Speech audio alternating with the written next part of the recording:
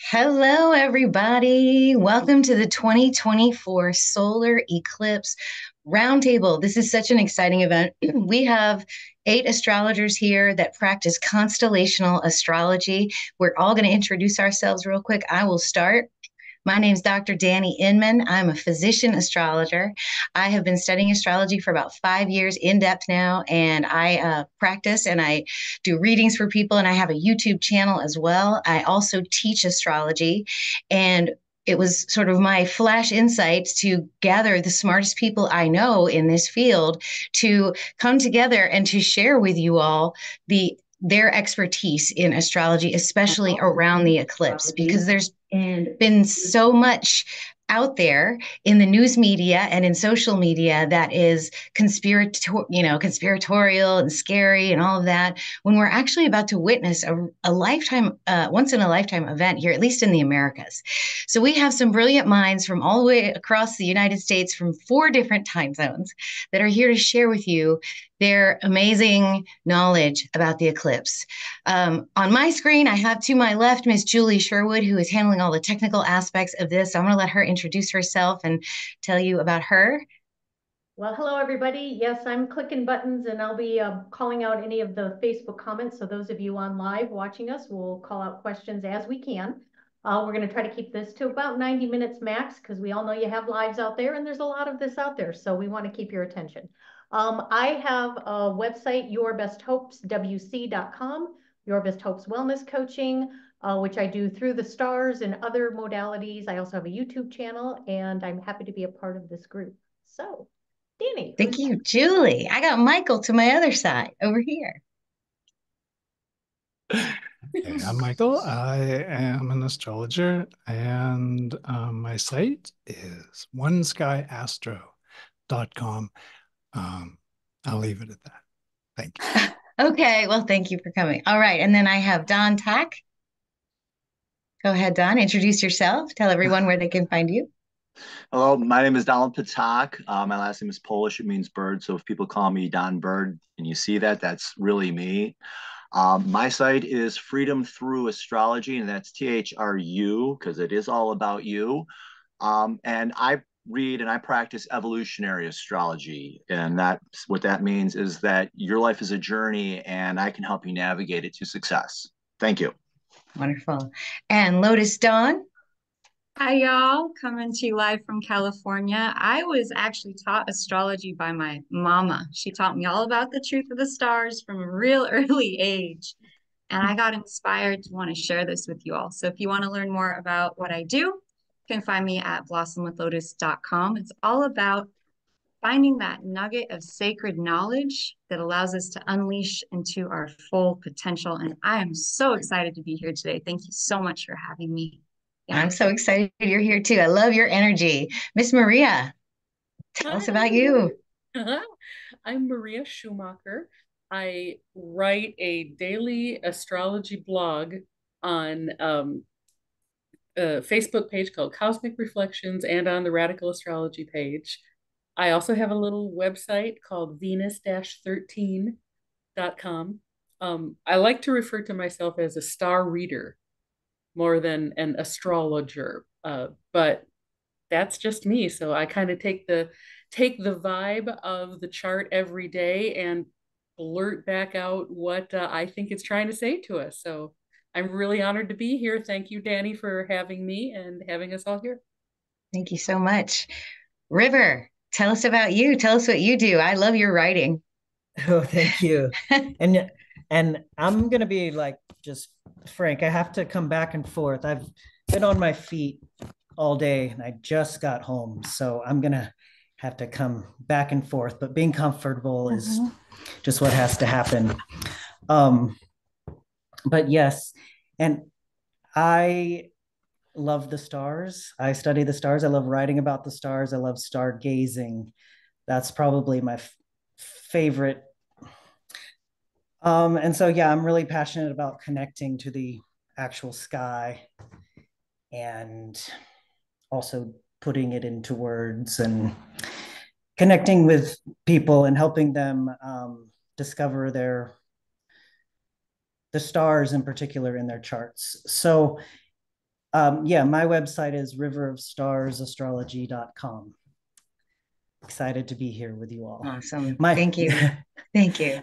One other little thing, if my eyes are a little strange, my camera is a bit off. So I'm looking down at you all, but my camera is above me. So it's just gonna, You look it's great. eclipse time. You look great. You look great. It's perfect. And Verone, last but not least, tell us about you. Well, hello, I am Verone. And first of all, I'm very stoked to be here. I'm feeling extremely positive today. My main mission in life, it's coming through very loud and clear. I really am focused on people remembering their souls and being empowered. And I utilize Chinese medicine, which I'm a licensed acupuncturist, 13 sign astrology, and my oracular visioning. We are comprised of the same fundamental elements that were birthed in the bellies of the stars, that seeded out and made our bodies, our blood, our DNA. And when we're able to utilize the star medicine in the stars and in our chart, we really can unlock very powerful healing within ourselves. So yeah, I kind of synthesize a lot of things together to, bring back the like star beings that are inside of us. So yes, if you want to find me, I am at VeroneOracleAcupuncture.com, and my Instagram is Starship Moonbeam. Yeah, happy to be here. Awesome. So what do you say we pull up a chart? Take a look at it. See what's happening. I'll be the first. I can share first. Okay. I thought what might be fun is to just kind of take a look at the energy here. I mean, I don't aspect the stars, so if somebody else wants to aspect put the asteroids up there, please feel free to do that. But what I noticed first of all, was that everything's just on one side of the sky. It's like all in Pisces, and it's flanked by this Saturn, Mars energy in Aquarius, and Jupiter, Uranus energy in Aries, and then Pluto's over here in the darkness, just kind of changing everything. So, I thought I feel like the main event of this is going to be Lotus and River and Michael and Dawn talking about the lunar nodes, what this means for us as a collective, because you guys seem to be you have a lot of expertise on it, what it means for us as persons and what it means for us as a collective.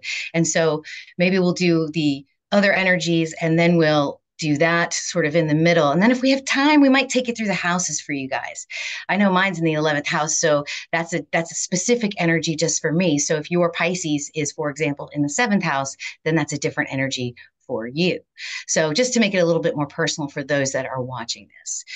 So Maria, since you are our star reader daily, would you like to go first and just kind of talk about the patterns? Maybe you could share your screen and see what you see on your. Oh man, okay, sure. Okay. I'm sorry, I just felt like you were the one that should kind of just take it away. All right. So I'll stop sharing and let you share yours. Yeah, let's see here. Okay. So, okay, I have to hit a button and talk at the same time, which is hard, you guys. Bear with me. You're doing great. Awesome. The screen is loaded. Okay, can y'all see that? Yes, can. The chart. So, anybody who reads me a lot knows that I loves me a quintile, right? I've come into quintiles recently. We've got a lot of them going on with this eclipse. First thing that I want us all to notice is that the sun and the moon are also exactly conjunct Chiron, like exactly. So this is a 3-planet mashup right there to the degree, 29, 29, 29. What does that signal? To me, that is a big old signal that all of the wounds that we're getting right now, all of the pain, all of the trouble, all of it is working for our better. It's a great opportunity for healing. All of the wounds we're getting right now are healing old ones from the past. Everything like DNA level coming up to be healed right here in the waters of Pisces, where this eclipse is happening. Second thing I just want to mention quickly, over here in Aries, this is the other really big deal. Jupiter and Uranus are coming together in conjunction. They're going to be just about 2 degrees apart. They're coming together. So that conjunction is getting strong. Why is that a big deal? It's a big deal because this makes this super bit. There's nothing scary or bad. There's nothing to worry about this eclipse, you guys. It's really, really exciting. Jupiter and Uranus are a couple of huge benefic planets. Just they give benefits. And when they come together like this, A, it doesn't happen very often, and B, really cool things come out of it. But it's often misread as scary and terrible because Uranus is unorthodox, right? Like unorthodox. So if we break it down to Jupiter expands and Uranus tests. People would say Uranus destabilizes, Uranus tests. So he's going to be testing, experimenting, pushing boundaries, demolishing limits. That's what he does. But all from a humanitarian and idealistic point of view. Okay? So Jupiter conjunct something gives you more of that is. And this is like really basic stuff. And all these smarter people than I will expand on this as this video goes on. But so what we get with Jupiter conjunct Uranus is more of that creative thinking and breaking down all sorts of old things that are not serving the purpose of the life that we want to live. So if we have any idea of the life that we want to create for ourselves, now is the time. If you haven't had an idea, get an idea, because there's that energy out there that is going to be able to manifest crazy good things. There's a saying that, those who don't study history are doomed to repeat it. I'm going to take that one further and say that those who don't have imagination beyond history are doomed to repeat it. If we can't think of anything better than what we've had already, then we're not going to go anywhere. This energy, Uranus plus Jupiter coming together in quincunx to the south node. I'm sorry, in quintile, down to the south node. You see that there? Boom, boom, boom, boom. Uranus, south node, galactic center, back up to Uranus. Genius level creative energy. An opening for genius level creative energy to help us finally heal all that DNA stuff from way back that we've never been able to get out of before, right? We can dream our way out of it now and bring it on into manifestation, because Jupiter and Uranus, where are they headed?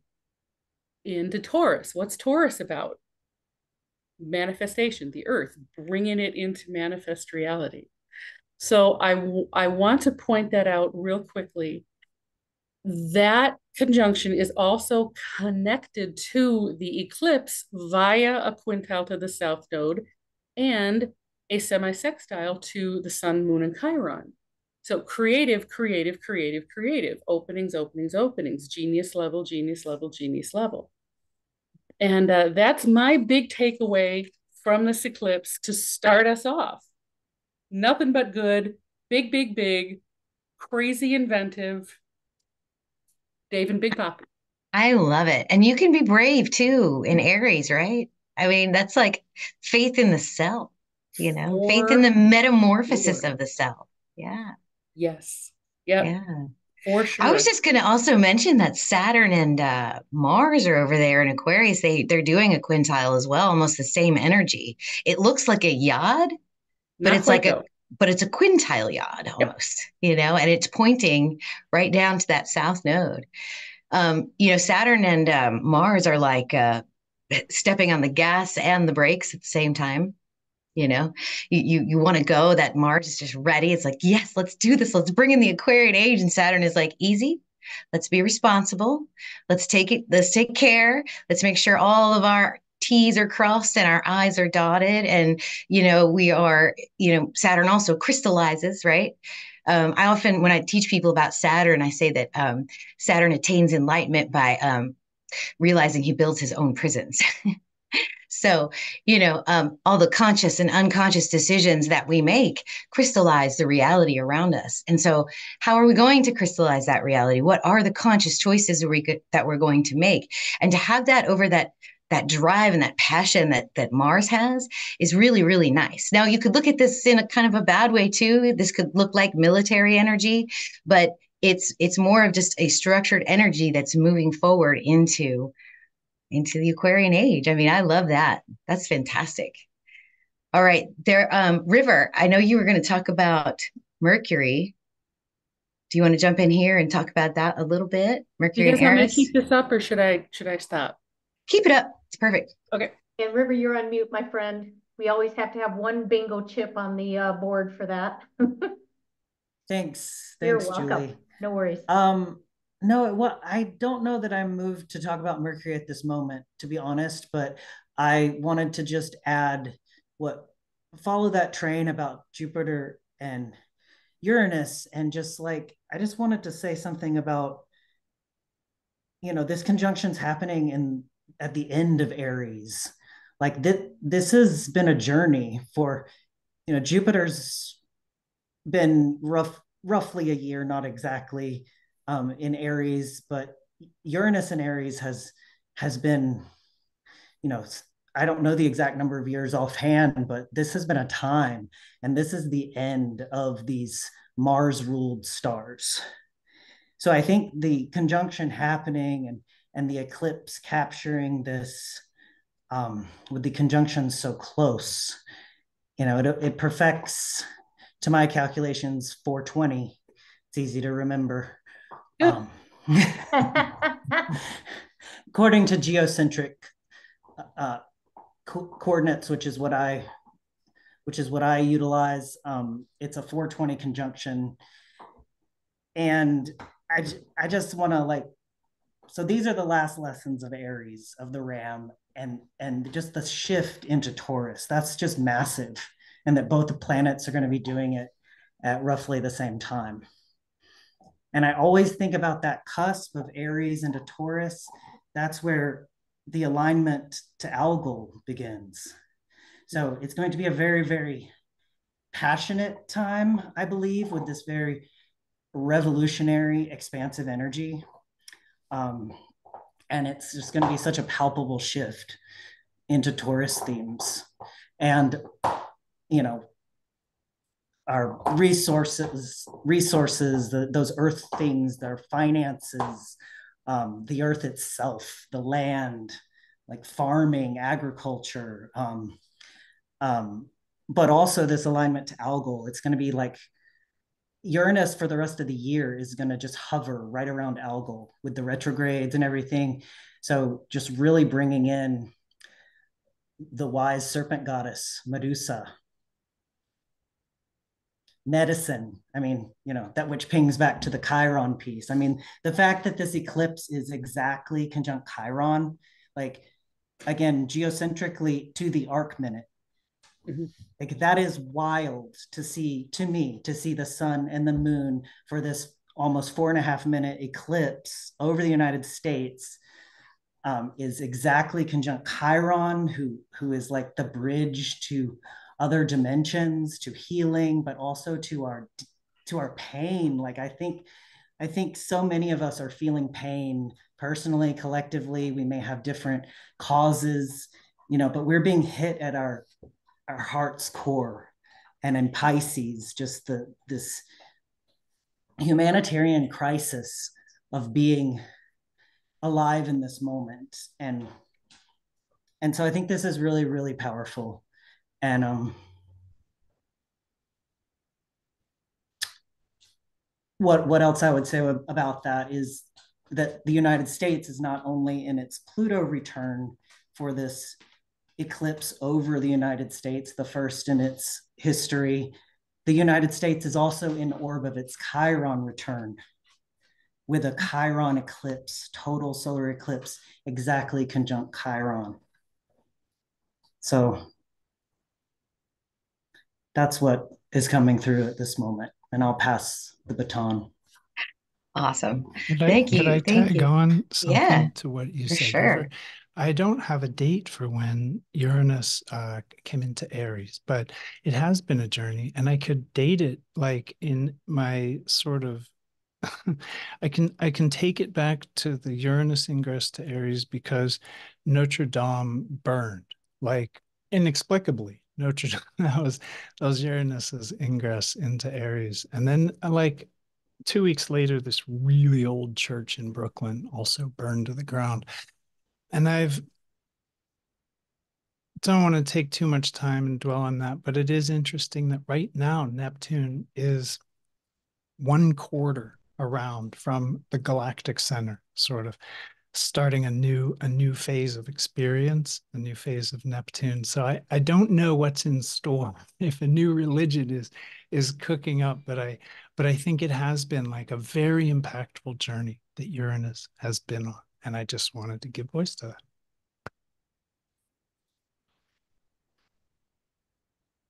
Awesome. Anybody else want to say anything about any of the other planets? I think if someone wants to talk about Mercury, it's retrograde during the eclipse, which I think is very interesting.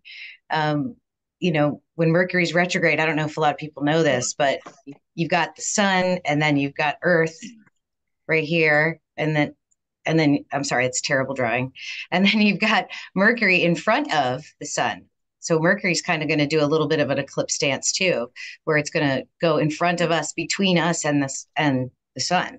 So Mercury's intense. Mercury can mess people up. That transmission of energy going right into your brain can make you distracted. It can make you forget your keys. It could make you not understand what other people are saying, which is why it's really good we're doing this meeting before Mercury goes retrograde, which will happen on Monday.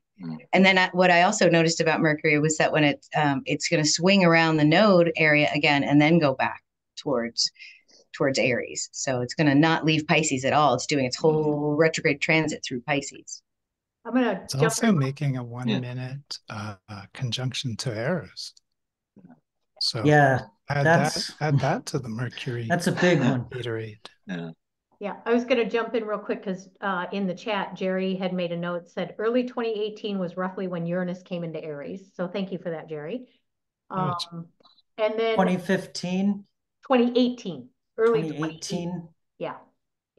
And I don't know if all the panelists can see the chat because I put a couple questions in there, but we'll pop those up as time comes in. And then River, I put in the synastry chart for the U.S. Sibley chart against the eclipse. So if there's something that strikes you there, if you can see it, that would be great to note that. But one quick comment I wanted to make was the notability of Mars being in Uranus and Uranus being in Aries. So they're in each other's stars that they rule. So there can be a nice symbiosis in that energy when they're crossing each other, so to speak, holding down each other's houses. Yeah. So, Dani, who's up next? Hey, does anybody want to talk about Neptune and Venus? I actually have. Oh, go ahead, Donald. I was going to say something about Mercury, but Lotus, why don't you go first? Ladies before gentlemen. All right, this is bubbling over, so please bear with me here. So I want to add that today that we're choosing to do this event is on Good Friday.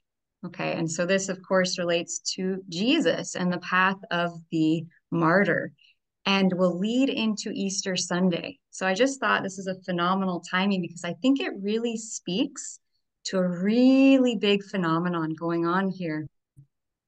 And if we could go back to the eclipse chart just for a moment. That's us right now, the chart of when we chose to do this. Yeah, so if we could go back to the eclipse, what is culminating here with this Mercury in retrograde? And what I feel in my heart, okay, is that Pisces, right? We have the wounded healer, we have the sun, we have the moon, we have the sun-moon midpoint, actually, all in Pisces on that day. We're speaking to the heart space. And if we look at Jesus as the epitome of a Piscean type energy, a martyr, a spiritual teacher, someone who had spiritual gifts so profound that he was martyred on the cross. And then we look at Mercury being retrograde on this day when we have so much Piscean energy coming together. It feels, and then I looked at it again, Mercury is actually pretty close to an opposition to Regulus, which is the heart of the lion, which according to some circles is the actual birthday of Jesus. Now, I'm not Christian. I'm not religious. However, I do think that there's power in story. I think there's power in what we've been, hearing from these many ancient stories. These religions have food for thought, okay? Whatever your calling is. And so Mercury opposite the heart of the lion, okay, in retrograde. This is what I feel, intuit as an intuitive healer and channel, is that we are being called to get past the mind. In fact, we will not be able to think through this eclipse with our mind. We will have to think through this through our hearts. We will have to feel our way through this. We will have to intuit. We will have to dance, sing. We will have to move our bodies and shake and feel because, of course, having that wounded healer there, there's so much coming up.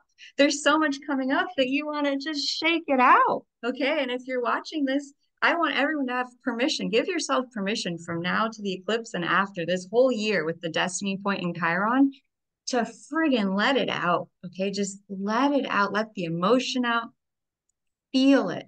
Because the Mercury in retrograde tells me the eclipse points are a little bit like getting permanence. Would you agree? Like that moment in time, that eclipse kind of sets a mood for maybe the next 6 months. And so I get the sense that for the next 6 months, we're being asked to get into our intuitive, our receptive, and our divine feminine self.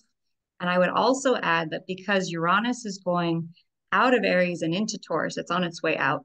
We're leaving behind the paradigm of this strong masculine yang energy, and we're going into the yin waters and the yin earth, the grounding, the nourishment, the fertility.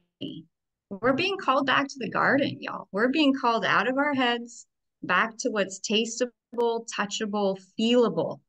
And I think that it would really support all of us, me included, to remind ourselves as we go through these waters of waves of energy and emotion with this upcoming eclipse, with Mercury being in retrograde, to not be afraid, but to give yourself more time to pause, to do the big pause, right? Of like, how do I feel? What's happening? How can I be more present? How can I allow what's coming up to let go? And so I kind of just want to love you all because this feels like such a heartfelt, profound moment for all of us to kind of be together and to acknowledge that what are we healing here, right? What are we healing? The depth of what we're maybe healing on a collective level, and that we're maybe shifting from a masculine paradigm is what comes through to a more feminine led, intuitively led perspective. And I'll share more about that. I know I'm taking up quite a bit of time here, but this was bubbling over me, out of me. And I have Mercury in Pisces. And I was like, I have to speak to this because my whole life I have struggled with expressing myself. Mercury in Pisces. I'm like, people don't understand me. I speak a different language. Mercury in Pisces speaks a different language. So if you're in the rational mind, if you're logical, right, this may be a time to pursue music or art or some other form of expression so that you can express yourself through such a powerful gateway. I mean, I get shivers. I just feel like we're leaving behind an old paradigm. That's what I feel. Like I keep feeling that like we're going into something so new. So much more to say, but please, someone else take the baton, and just so happy to be here sharing space with all your beautiful hearts. I just want to pop in the comment that Jerry posted about tagging off what you said, Lotus, about this weekend and it being Good Friday. Granted, those that are in Australia, it's already Saturday, but we are broadcasting on our Friday. And that the moon will cross Scorpio into a fucus this weekend. Transformation, death, rebirth. Talk about prophetic, right? Absolutely. And then I noted at the time that I popped in the comment, we had 14 people watching live plus us 8, 22. Talk about a nice master number there. So we're now up to 15 watching. So hello, everybody out there. But at any rate, there you have it. Dani, back to you, my friend. Go ahead, Don. You're going to talk about. Yeah, like kick in a few things. I take a I'm liking a lot of what I'm hearing. This is really great. just a little bit about Mars and Saturn and Aquarius. Aquarius is about you becoming authentic. Mars having the courage to do it. Saturn to me is that grandfather that takes you to the amusement park and says, pick something, let's do it. Saturn wants to get stuff done. So those two together in Aquarius is like, let's, in Saturn, if you do the work, rewards greatly. This right here I'll go from the fringes and then to the center. Saturn, Mars in Aquarius have the courage to be your authentic self and expect to be rewarded for it. On the flip side of the coin, in Aries, you have Jupiter, which is about opportunity, and Uranus. Uranus is, and I think it was Maria that was saying that, pushing the boundaries. Uranus is your plan to become your individual and authentic self. So you do have this little dance between all that going. So it's embracing the courage to see these opportunities just to be you and do it. So there's a lot of nice receptive energy there where they're both, the fringes are working together and kind of pushing in, pardon that, I know they're not all retrograde, whatever, but it's kind of like, those are your two nice bookends. Be your authentic self here. And I think those are the two nice bookends. When we jump into the center, and I do evolutionary astrology, I do put quite a bit of focus on the nodes. And the key thing with the nodes is to understand where it is in your birth chart. So, and just to keep it kind of simple, South Node is how you hold yourself back. If I were doing your karmic chart, and you believe in past life, I would be telling you a story about your past life, and that's how you're healing. So right now in its journey, it's in Virgo, which is about perfection and unrealistic expectations and impossible standards. And so for me, what the South Node is showing you is it's showing you in your life where you're holding yourself to an impossible standard. We get our kit. Yeah, oh, not on that foot. We have our kitten commercial. This is Ghost. I get those during my recordings. The kittens like to jump on my lap for some reason. But that's how you hold yourself back. But then we have this giant cluster of energy here. You've got the sun, which is your ego. You came here to learn to have a healthy ego. Conjunct with the moon, your soul. It's also transiting moon can also be about the journey of healing. So this is right there. There are those two things together with Chiron, and Chiron is also about the deep healing. So you have this great. The Scrabble word here is syzygy. And if you get that on triple word space, you're golden for winning the game. But you have that deep moment of healing. The North Node is right there. This is a destiny mark. So this is an intention for you to have this deep healing in life and in Pisces so that you can release it. Pisces is about being able to see things from a higher perspective. So you're now able to understand this journey you're going on and saying, okay, I can let this garbage go, but this is the stuff that really matters. And I can hang on to this. And this stuff is here's the wheat, here's the chaff. Throw out the chaff, keep the wheat, to borrow the little biblical allusion there. And then Mercury. Mercury in evolutionary astrology is about how you learn. It's about how you communicate. And I'm going to communicate to the kitten to stay on my lap. This one for some reason likes to climb on me. This is Ghost. I have a hard time telling Ghost and Shadow apart because Shadow's the mom, Ghost is the child, and they're identical. The only way to tell them apart is Shadow has cataract in her eye. But with Mercury there, Mercury's about learning and communication. Now it's in retrograde. So retrograde is you're reflecting on how do you learn? How do you communicate? About what? It's conjunct your sun. It's about your ego, yourself. How are you learning about yourself? How are you communicating yourself? And then the same thing about your soul, your emotions. How are you when oh gosh, please don't step on that. How are you communicating your soul's needs? How are you learning about yourself and what are you learning about yourself? And then we're going to throw Chiron about that. If someone steps on your toes, are you able to say that? Don't step on my foot like that, please. I'll put you down on the ground. So It's reflecting on your learning and reflecting on your communicating. And are you able to see these things and communicate these things? What else did I have in my notes here? Hold on. Also, I have in my notes here, it's about opening your mind to new possibilities. Are you, when opportunity comes forth? And we've got Uranus right there. You got Mars and Saturn in Aquarius. You got Uranus in Aries with Jupiter. Are you receiving the messages that they're giving you? Are you listening to what they're saying and being open to those ideas? And are you willing to learn? And let's see, my other notes here. I have to write everything down. Otherwise, I will just go on forever. It's reflecting on your spiritual insights and spiritual learnings, your internal truths, your personal truths, your own deep truths. And it's also learning from private practices. So this is to dovetail some spiritual things on. Learning from meditation, your spiritual practices, whatever they are, but privately. So it's, what are you learning from your personal spiritual practices?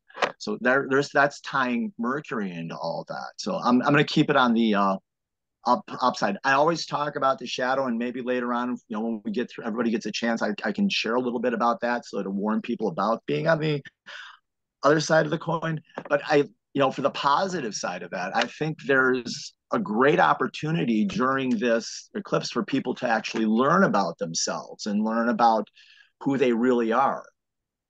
And I'm going to leave it at that so that other people can chime in. But yeah, I think Mercury's going to, in addition to everything else, I think Mercury's going to play a pivotal role in helping people to learn about themselves. And there we go. Thank you. Awesome. I haven't heard from Verone yet. Where's Verone? Hi, I'm here. Hi. So, oh my gosh, everything that everyone's saying, I feel like I'm here as the grand synthesizer to kind of bring it all together. So, when we're working with Pisces, as we have this eclipse on April 8th in the Pisces constellation, not only are we working with the Pisces energy on the zodiacal wheel, we're also working with Cetus below and Pegasus above. It's hard for me to separate the constellations above and below the ecliptic because everything's working together, and that energy is coming on to the zodiacal wheel in order for us to make sense of it. So, Pisces is this energy, of course, of like boundlessness, dreams, Verone, real quick, but I don't want to interrupt you, but can someone show the sky where Cetus is? Oh yeah, that would be awesome. Oh, yep. Stop sharing, stopping, sharing. Stand by. I was just thinking that too. Yeah. Especially for those people who are listening or watching on replay later who may not have a visual concept of what that looks like. Do you guys want me to share? I can share it. I don't have it prepared. Oh, I can find Stellarium. Hang on. Let me do that first. Good. And I'm so sorry. You keep going, Verone. You're on a roll. Okay. I'm going to get this up for you. Okay. Yeah. And so, when we're working with this energy of Pisces, everything that everyone said, like boundless, dreams, creation, maybe being able to communicate different way, connecting to our heart center, all of this, we also have to remember like Pisces is like this void space. Pisces is like the abyss at the top of the tree of life. We're crossing this place that sometimes can feel very confusing and clouded, but as we get through it, we're getting closer and closer to that like divine mother and father, or the primal movement, as we get to the closer to the top of the tree of life. And so we really have this opportunity to understand deeper layers of ourselves as we have Cetus below, the primordial sea beast. It's been seen as a whale, it's been seen as a serpent, it's been seen as a shark. And that Cetus energy is really going to take us down into the depths. It's going to take us into the subconscious and into the unconscious, individually and collectively. We have to do this. We have to go into the unconscious places within ourselves in order to recover ourselves, in order to resurrect ourselves, in order to wake the sleeper.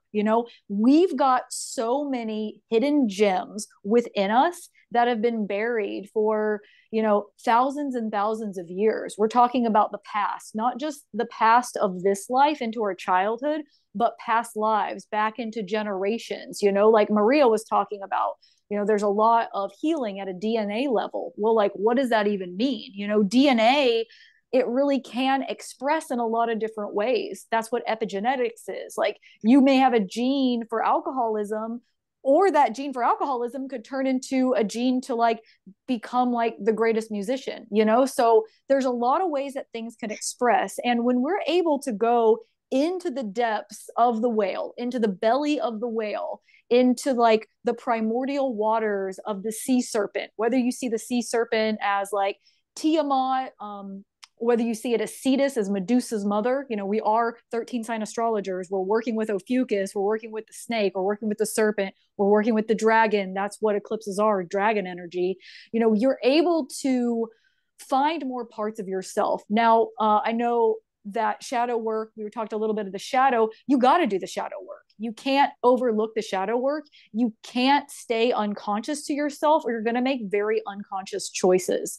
The more you can make the unconscious conscious, the more you're going to be able to bring in what you truly want, instead of running these same programs and patterns that we've been doing for our entire life. So with Cetus, we're like diving into the depths. This is why it's so mandatory. If you have a feeling coming up, if you have an emotion coming up, don't shove it back down. Don't drink it away. Don't shop it away. Don't fuck it away. Like, really be present with it, because energy in motion, emotion, it wants to move through you so that you can remember who you truly are. We've been taught since birth to be everybody but ourselves. The shoulds of what we should do, the like all the programs that we've been in, like what society pressures, like none of that is getting us to the core of ourselves. But the dive into the waters of Cetus will. So as we dive into those waters of Cetus, bring it back up through Pisces, we've got Pegasus above, the winged horse. The winged horse, also the child of Medusa, like back to the serpent energy. Pegasus has been seen coming out of the beheaded head of Medusa, but I see, because I work with Medusa as a whole goddess, I see Pegasus as like the third eye vision of Medusa, like the consciousness of the deity. And Pegasus is fast. It's a flying horse. It's like a lightning bolt. It's a bolt bus. It's time travel. And the way that I feel like we have been approaching time travel as a collective, like, no, are we just going to end up back in like 1802 or 1501? Probably not. It's too physical in that way. But we can time travel based upon our inner belief system. When we're able to fully heal on a deep level, remove those blocks, make the unconscious conscious, we have access to that part of ourself, that soul, that like star seed, we reclaim the junk DNA, and we then can create an entirely new world. For example, if you wake up in the morning and you're like, I hate life, everything sucks, you're probably going to have a bad day.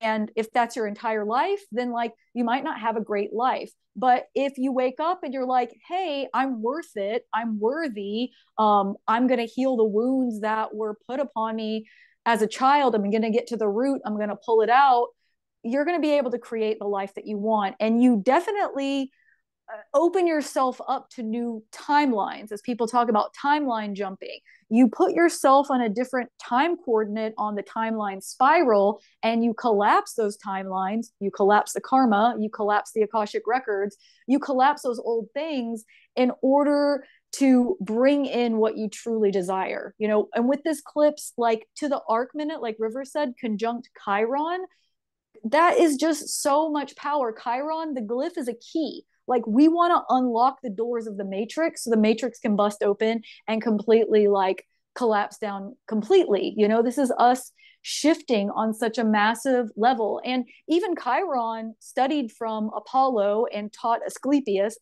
using Medusa's blood as the medicine.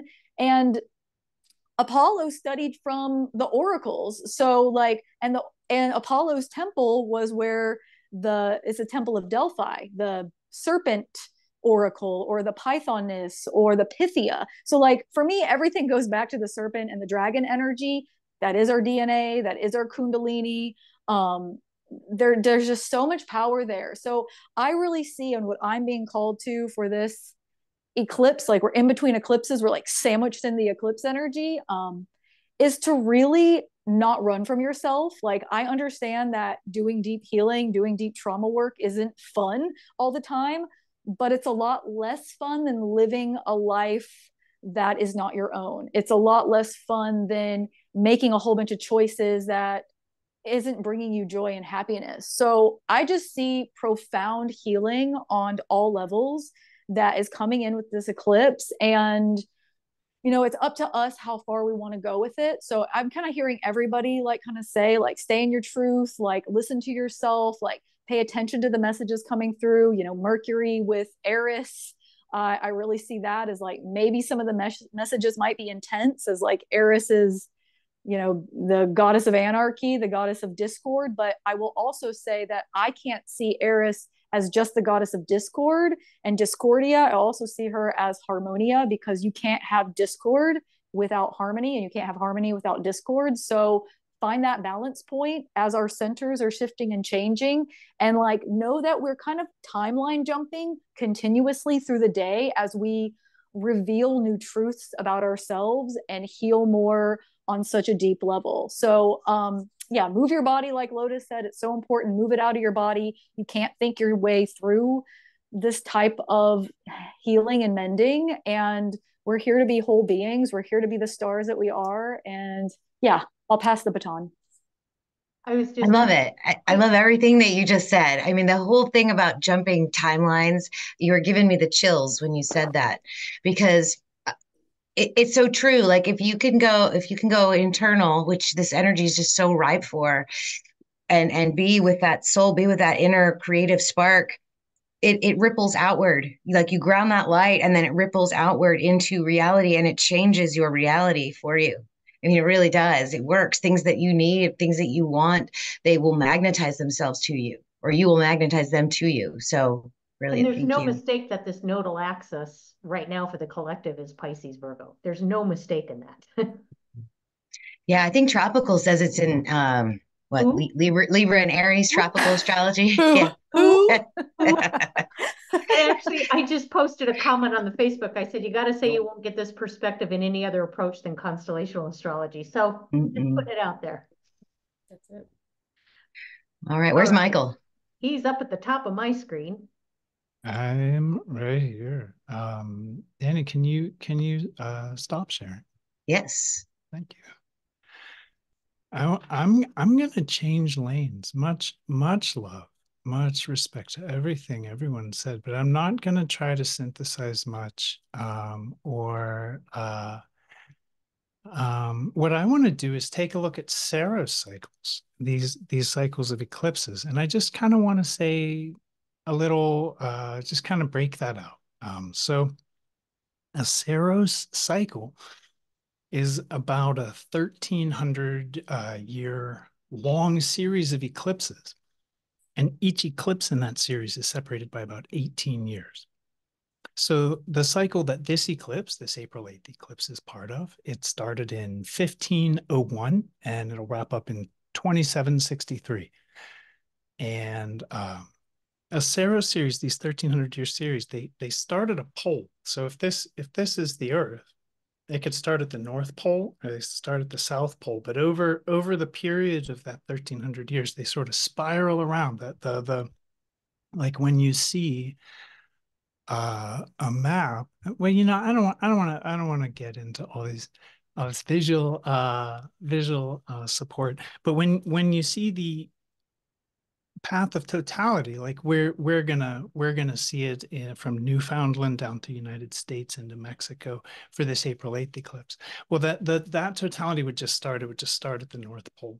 And in fact, I have this chart that from 1501, because I thought it would be really fun to take a look at sequence 1 of this Saros series and kind of look at how Saros series are interpreted. I'm not going to go on, but it's a neat look, and I want to talk about how Bernadette Brady kind of came to her conclusions. I said that the eclipses were 18 years apart. And if you are paying attention, you may know that nodal orbit is 18-year orbit. So every 18 and a half years about we have a nodal return. So what that means is that every eclipse in a Saros series is going to have similarities because it's actually like coming back. It doesn't come back to the exact same point in the sky, but one of the similarities of solar Saros 139, that's this Saros series, is that they're all north node eclipses. All the solar eclipses, and this one are the sun and the moon meeting the north node. And they're all in the territory of like Taurus, Aries, Pisces.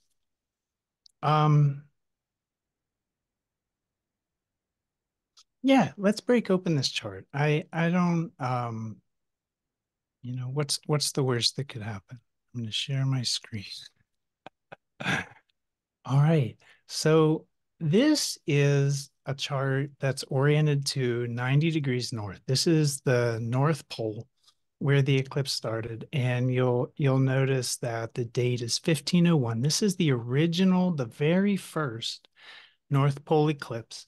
And one of the things that people can read the first of a series as an omen, the first in any series, in like all kinds of world traditions, from the Mayan to the Egyptian to the Vedic. They'll talk about this. They'll say the first of anything is an indicator of the energetic flow that thing's going to have, especially if it's a sequence. So people take a look at like this chart and they'll get an idea, and it's a really good idea. I think it's really accurate about the whole Saros series. So one of the things that Brady says about this, just looking at this chart, I want to go right to her breakdown. She says inventiveness, right? We see Uranus square sun and moon. And she says inventiveness and flashes of genius are the hallmark of this Saros series of eclipses. And we have a very close Uranus square. And if you look, you also see that Neptune and North Node are trine exactly 0, 0, 0, 0. And she goes on to say there can be intuitive leaps, insights, good ideas, visions, or vivid dreams. All these are Neptune North Node things. And their newfound inspiration can pull individuals away from their social life or relationship, thereby causing strain in their private life. And you can say that about Uranus square the light. So in a way, everything we read about these, when we read these like professional prognosis of the Saros series, what people are doing, like professional astrologers like Bernadette Brady, who can take a look at a whole chart and make really quick, like paragraph style pronouncements. They make those pronouncements about the flavor of the whole Saros series, that 1300-year series. So every eclipse that comes up, it has a little of this flavor. So I know that everybody can take a look at any given chart and just deep dive forever. And that's actually, that loses its interest. It's just not interesting after a point. But I want to make 3 observations. Looking at this chart, I have 3 observations. I think Brady was right on, but I see here a really interesting emphasis with the nodes. And I want to start with Pluto South Node, because when Pluto and South Node get together, especially when Pluto's in Scorpio, there is destructive power here. And that's just Pluto South Node thing in a Pluto Scorpion. But it's supported. It's supported here by a yod too, Pluto. So there's a yod to a Chiron Mercury conjunction that's actually super close, and a Jupiter Eris conjunction. And I don't want to go on. I just want to say Pluto's yod. So there's this intense Pluto activity at the South Node. And I see it as the kind of destruction that's related to movement forward, because the nodes always work together. And here on the other side, we have Venus in late Aries, right where this Jupiter-Uranus conjunction is going to happen, right over the Venus in the original chart. And that Venus is ruling the nodal axis. When we see South Node in Libra and North Node in Taurus, and we see Venus with the North Node, what this is resonant with is like a great resource it's resonant with a great resource that's designed to move things forward in new directions. I say that because of Venus's placement in Aries. I say that because she's making very close relationship to Mars rising. And I say that because Mars at this angle is going to orient the whole chart to brave new directions, new explorations. Kind of the spiritual warrior is Mars in Pisces. And we have a lot of signatures like this. When we look, it's kind of a holographic or a holistic kind of signature that this is about energies that will leave something behind and go off in a new direction. And when Venus is the one going off in the new direction, she does it very gracefully. She's like Mars goes off in new directions very forcefully, very bluntly. And it's like, get out of his way, please. It's like you're on a New York sidewalk. Just get out of the way. But when Venus goes off in a new direction, she's a little more tactful, very diplomatic, more measured, sensible about these things. So that's the second observation I want to make. And it's kind of a joint observation just about the intensity of the nodes is a Pluto in Scorpio and Venus in late Aries. Another sort of, before I get to the third point that I wanted to make, I wanted to say that right now for the April 8th eclipse, Venus is 0 degrees, 0 arc minutes conjunct this rising Mars in the natal chart of this eclipse series. For the upcoming eclipse, Venus sits right here, exact to Mars. So there's a heavy energy for this eclipse of heading off in new directions, taking bold steps, brave steps, adventurous kinds of turns, new beginnings, and letting things die, right? South node about our past that don't serve us. Now, in order to make those brave leaps, maybe we can't make that leap we're carrying. So Michael, I can I see. jump in Oh, real yeah, quick? yeah, jump Somebody in. posted a question, and it's a good question. So we've got the eclipse happening at 19 degrees, 36 minutes Taurus, but the North Node is at 3 degrees Taurus. Can you address that? Why Oh, they're yeah, this would be when a Saros series starts. It never starts with like a total eclipse. It'll always start with just a shadow. And then when the shadow hits the North Node, that's like or the North Pole. When the shadow hits the North Pole, so these will start with like very wide, very faint penumbral eclipses, and then as you see a Saros series progress into its later sequences, you'll start seeing a series of total eclipses near the middle, and then it'll fade out to more more shadow, like penumbral eclipses Thank near you. the end. So since this is the very first, you see almost the widest berth between the node and the lights that there could be possible and still be an eclipse. Thank you. That's helpful. And then Maria posted a comment before we jump that 1501 was in the beginning of the religious Reformation in Europe. Oh yeah. Oh yeah. I'm not even giving you there was connections to the religious Reformation, to the Renaissance, to the to a lot of interesting things. But one thing that I find that's noteworthy here, outstanding, above and beyond all the things that we could we could deep dive forever, is that these luminaries are on Aldebaran with Saturn. So that's something Bernadette Brady doesn't really address, and that's heavy, if you ask me. And I think that's because she's a tropicalist. She may not have noted the degree of Aldebaran. To her, that's, I think, somewhere in Gemini. And I'm speculating. Don't get me wrong. I don't know how Bernadette Brady thinks, but what I notice is there's a heavy energy with Saturn and Aldebaran of grounding. In Taurus, we're grounding. With Saturn, we're grounding. So this is about taking these wild insights, these Neptunian, dreamy messages, downloads, inspirational flashes of genius and intuitive wisdom.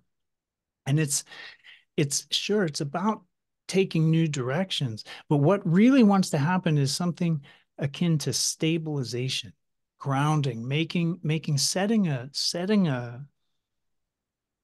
setting a cornerstone, if we're getting off in a new direction, if we're heading off and we're going in a direction we've not gone before, we want to anchor that.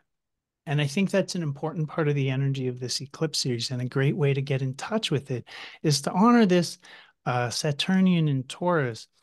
And as we're anchoring it, Aldebaran is going to demand an orientation to personal integrity because of the nature of Aldebaran's power. It's a very powerful star. Just to touch on this very briefly and wrap it up, Aldebaran is a star that promises power, but it promises that that power will bring the person holding it into scenarios where their integrity is tested. The power itself that's given is actually the cause of the integrity test. And people can choose either to orient themselves to personal integrity or to fail. And if they fail, it's a downfall star. The power that Aldebaran gives, it takes away.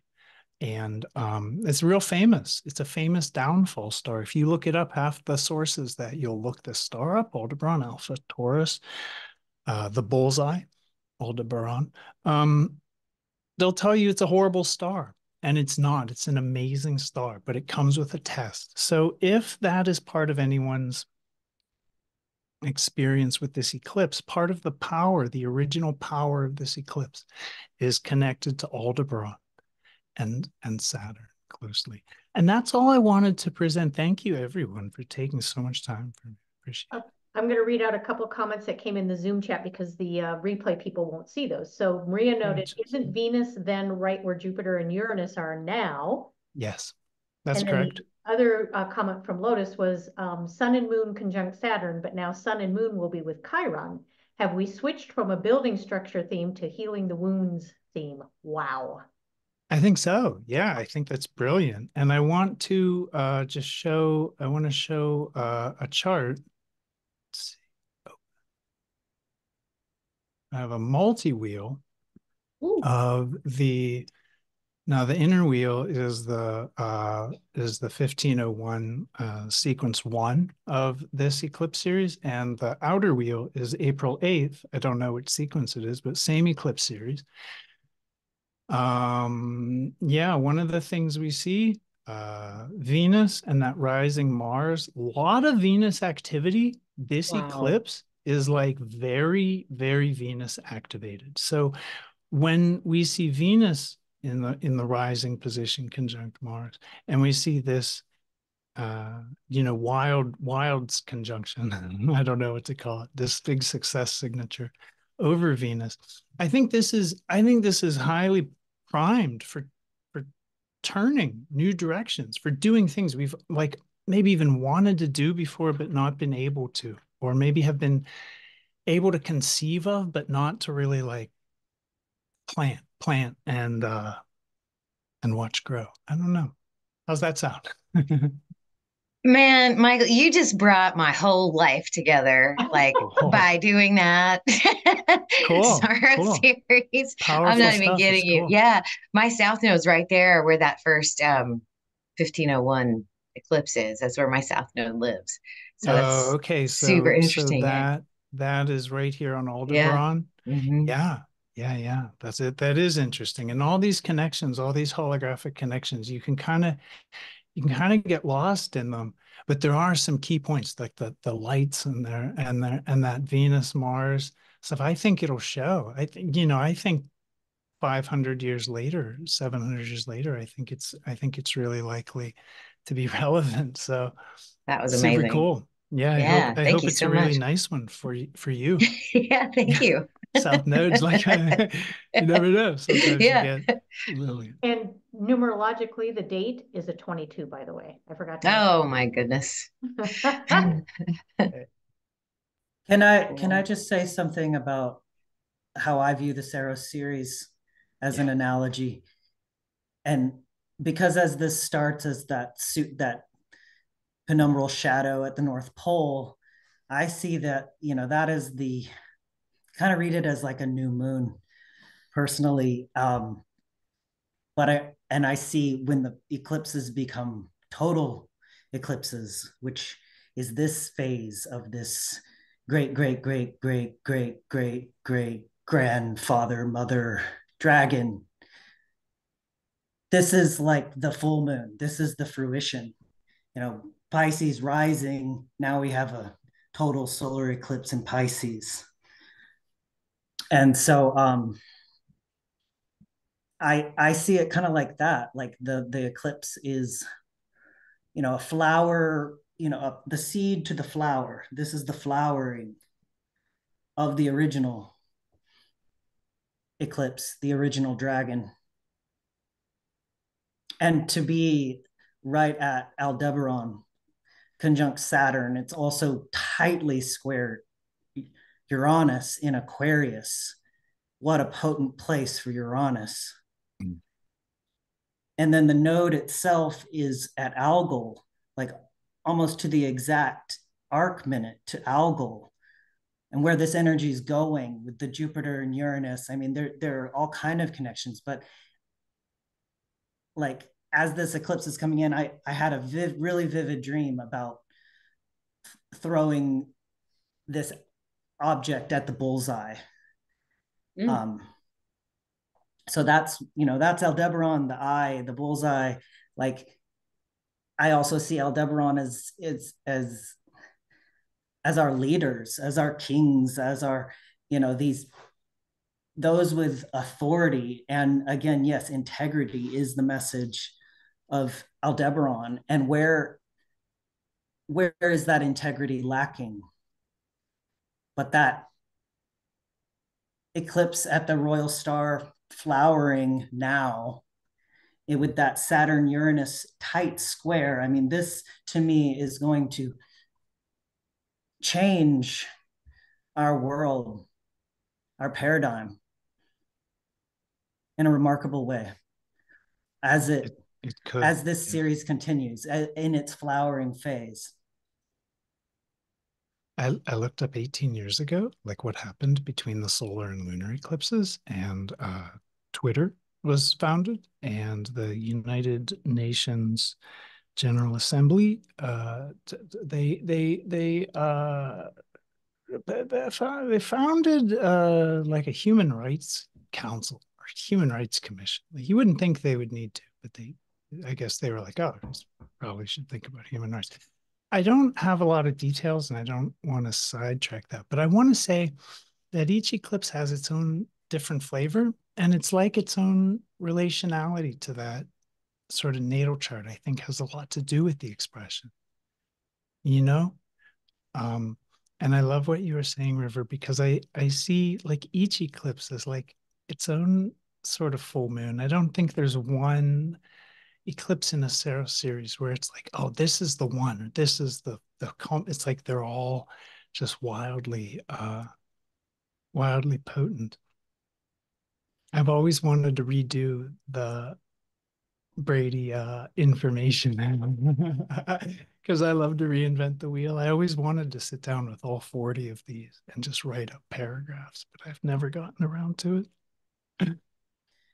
Do yes, it, please. Yeah. Can I leap in here with a quick thought?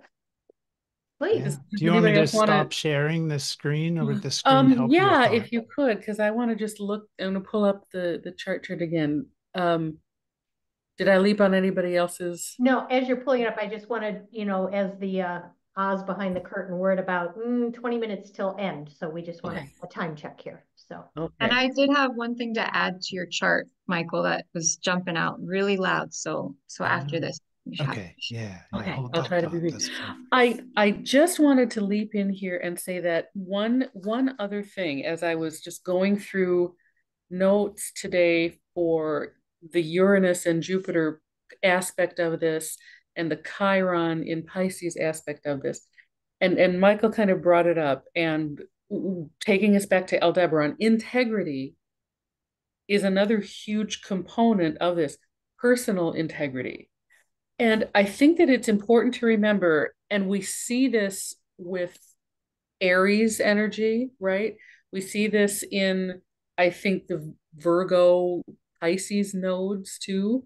And we even see it in Venus coming off of a conjunction with Neptune here, is that there's an individual responsibility to create the world we want. So there's, yes, the eclipse can bring change, but Jupiter and Uranus also, I think, want to remind us very strongly that we are responsible for the change that comes out of this as individuals. It's very easy to recognize, okay, I don't like this, I don't like this ruler, I don't like this situation, I don't like that.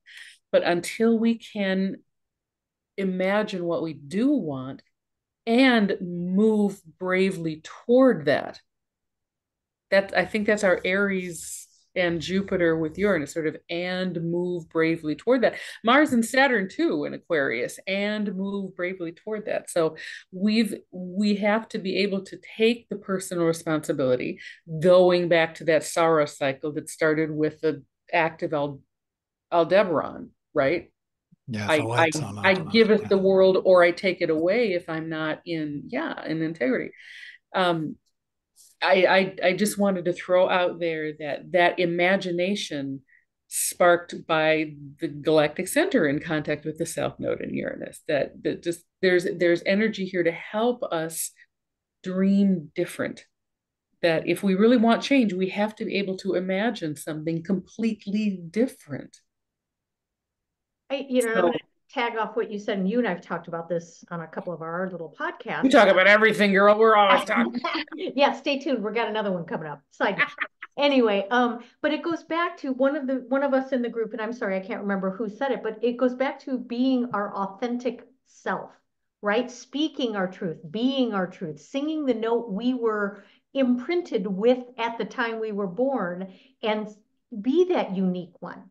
Because, and I've used this metaphor over and over, if we don't each sing our own unique note, there's discord in the symphony. And we can't get to what the North Node is asking us to do unless we do sing our authentic notes. So anyway, had to interject my 2 cents Oz behind the curtain here. Can I piggyback? Can I, oh, sorry. Can I piggyback on that really fast? I'm sorry. Yes, to all of that. And that's why it's so essential to be able to break down these programs and patterns and wounds that all of us, every single person on this planet, has been burdened and cursed with something, but it doesn't mean that it's a lifelong sentence. So the only way we're going to know who we truly are is to face our fears, face that shadow, and recover those parts of us that we have taken deep inside of the vault or the cave to protect. That's the only way. Otherwise, we will just keep doing the same thing over and over. Exactly. You have to get to the root or it will continue to grow over and over. That's the only way. Like, our imagination lives inside of our dynamic immortal soul. So, if it's coming up, it's coming out. Face your demons, give them a high five on the way out, and then we'll be able to really create the world that we want, because we're going to be in tune with who we are. We've got to know thyself. So that's all. Okay, Lotus, over to you. Oh, I'm about to burst. I'm so excited. Okay, Michael, would you please share that original chart with us? This is coming through hot. So yeah. Okay. Let me get that back. Not the multi-wheel, but the original chart. No, the multi. This is perfect. Here you go. Okay, awesome. Thank you.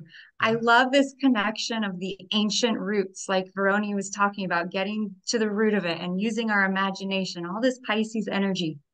And I was looking at this composition of the 2 charts, right? The beginning, and now this one we're heading into, this coming full on lunar solar eclipse. Okay.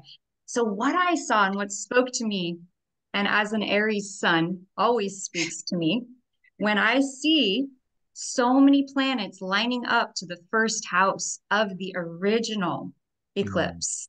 So many, our eclipse of this 2024 lining up to the original first house. And it speaks to me. Can we stop share for a moment? Yeah. To this dynamic between the feminine and the masculine. Okay. The first house energy of Aries, along with the 12th house energy of Pisces. And so I'm going to share screen here.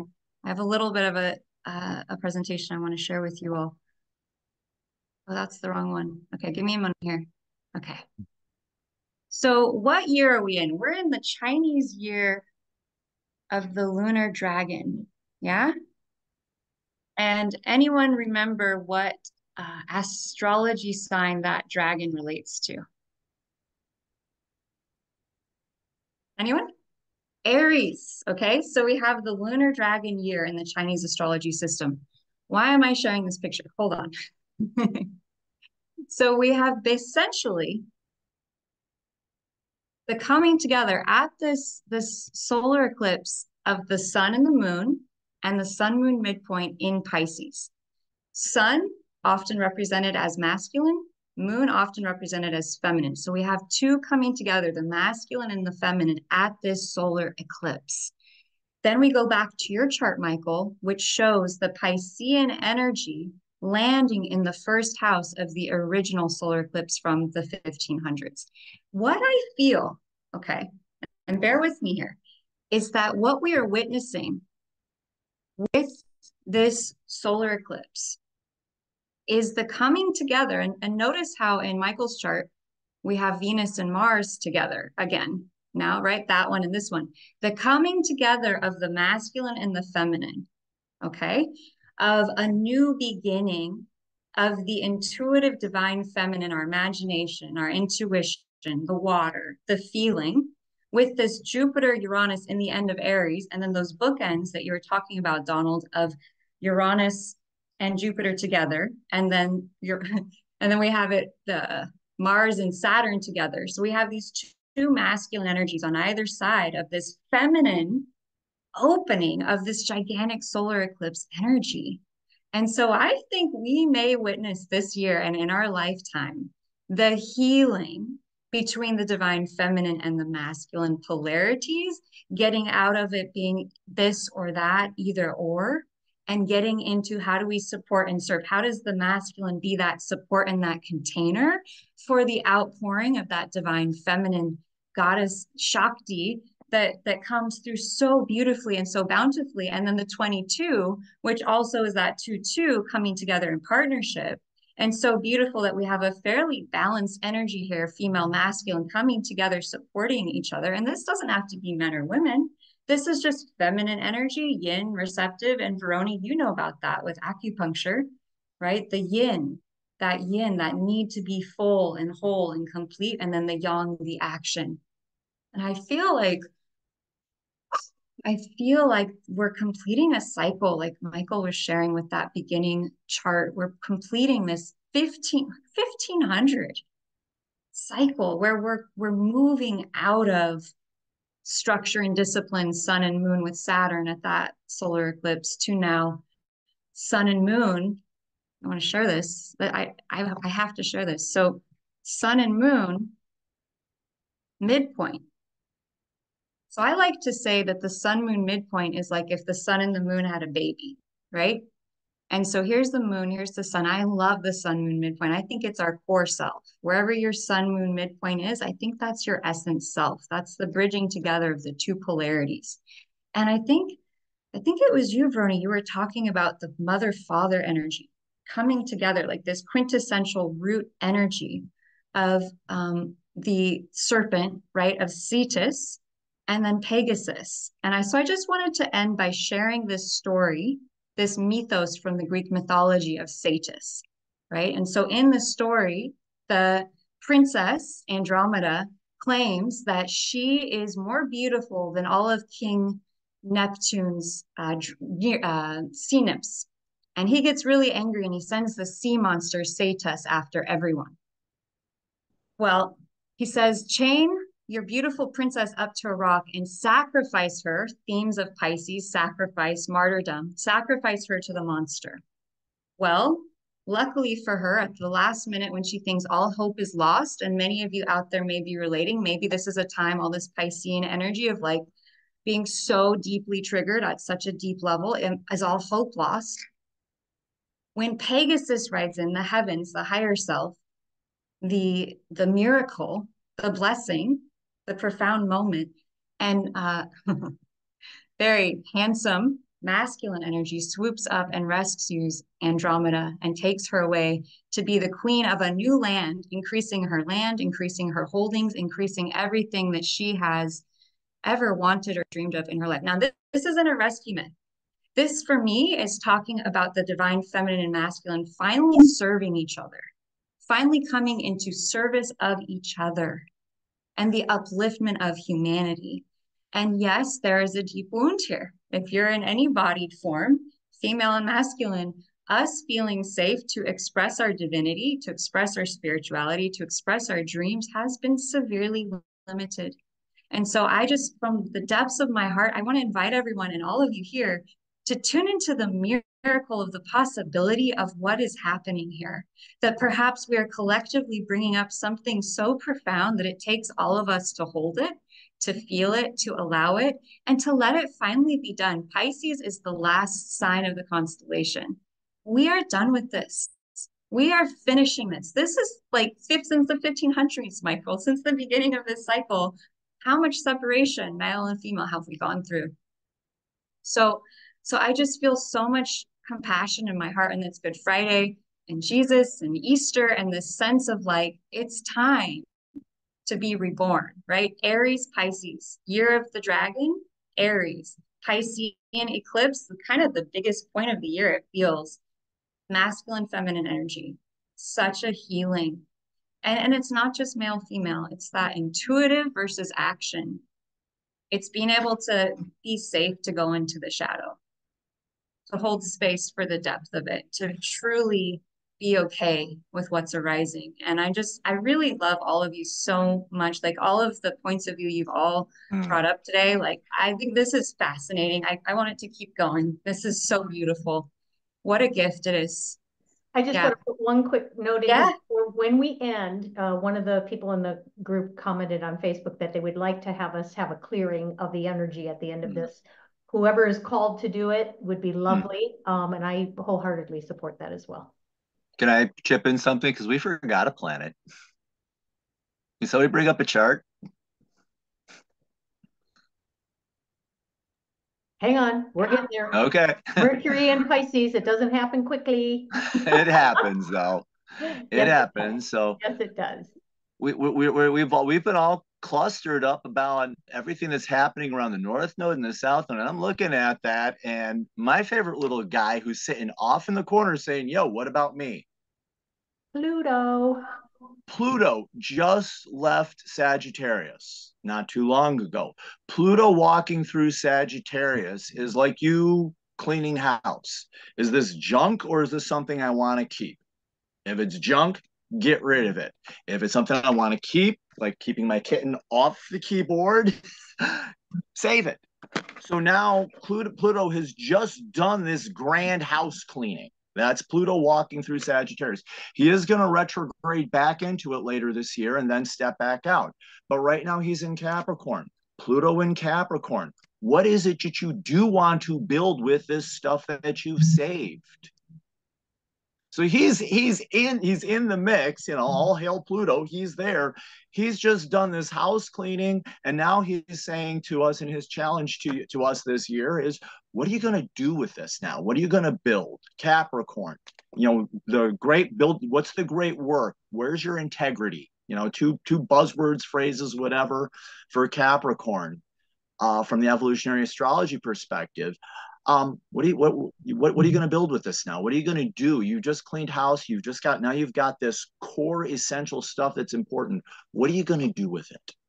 So Pluto is even in the mix. I mean, we don't have the aspects chart up, and I'm sure he's making aspect to something, but he's sitting there saying, you know, let's take a look. Was it Michael brought that up?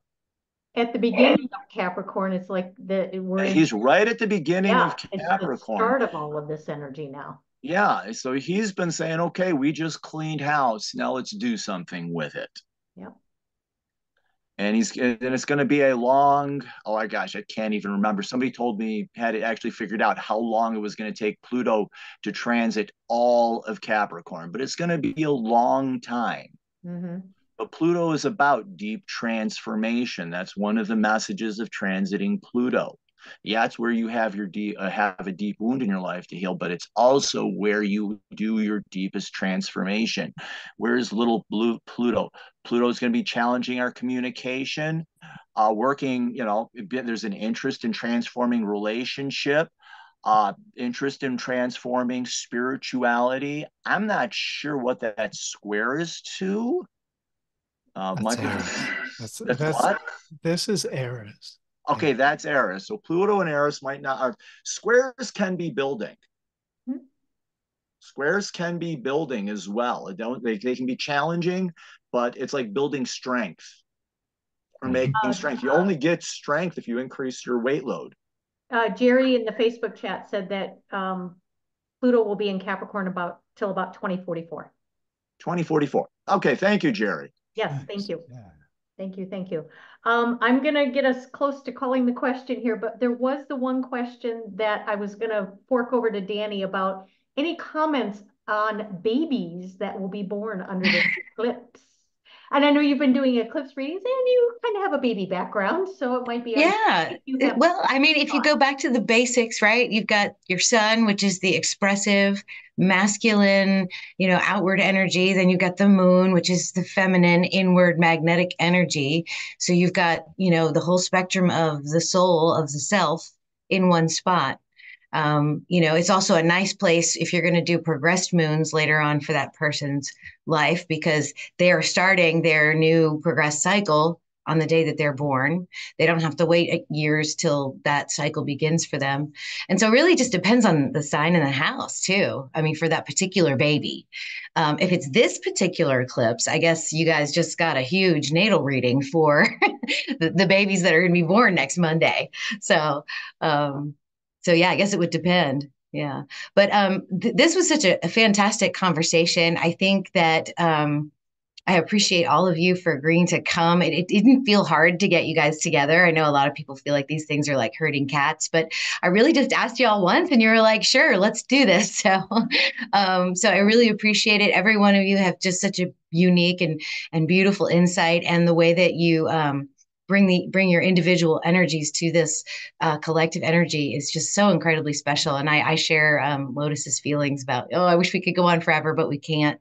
So what I think that we could do is, I really loved your opening, Lotus. If you want to close it, I feel good about you doing that. I got the chills when you did it at the beginning, so we can do that, and then we can close it out and call it a night. Before we do that, I just want a couple quick housekeeping things. As soon as Lotus is done clearing our energy here and just bringing us back to this beautiful space, at the end of that, I'll stop the live on Facebook. So that those of you who catch this on replay will have an opportunity to see it. So, and then the panel, I'm going to ask you to stay on if you can for a few minutes after the live. All right, take it away, Lotus. All right, beautiful souls. So glad that you're all here. And what a powerful moment with this eclipse coming up. I feel that we're opening the door here to our highest and best, to manifesting miracles, to manifesting love, to creating light in this world more and more and more. Okay. And so what I'd like to invite you to do is, why don't we clear anything that's not that and just send it on up to source, right? So we're going to take our magical hands, which Verone knows there's all these amazing meridians and points in the hands, right? In Chinese acupuncture that relate to everything in our body, every organ, everything. Okay. So when we rub our hands together, we are activating all those meridians. Okay. So just tune into your body. Tune into yourself. Tune into anything that got brought up today that maybe feels heavy or sticky or dense or just like, oh, wow, right? Just tune into that. Tune into the collective field. Tune into any energy that is not yours, that no longer belongs to you, that you no longer need, that you may have picked up from the cosmos or who knows where, that you no longer need. And just put it into your hands, build a fire. Anything and everything preventing all y'all from feeling great, from feeling fine. Let's just send that on up to the light. Yep. Okay, feel it. Anything and everything preventing us from being the cosmic bright star beings of love and light. Let's just send it on up. 1, 2, and woo! Send it on up. Let it go out of your body, out of your cells, out of your being, out of your mind, and just allow beautiful, vibrant, pure light to shower over the crown of your head, shower through all your meridians, all your chakras, all your energy systems, just asking that you now be filled up, you be refueled with pure, divine, unconditional love and light, filling you up, healing you from the core. I am love. I am light. I am manifesting divine oneness. Feel that beauty, feel that gift. Bring your hands to your heart, just bow your heads to your head and just feel the gratitude for this moment, for this coming together, for all of humanity setting the intention for love, for peace, for joy, for beauty, for all beings through all directions of time and space. May it be so. Thank you, thank you, thank you, God. And then we're going to send it up and shower that blessing out to the universe through all the stars, and just let that stardust shower you with that beautiful radiant light. And on that, thank you, Dani. Any parting words before we say goodbye? Have a fantastic eclipse, you guys. Yes. Yes. I love you all. I love you all for coming. Thank you. Thank you. Thank you, everyone.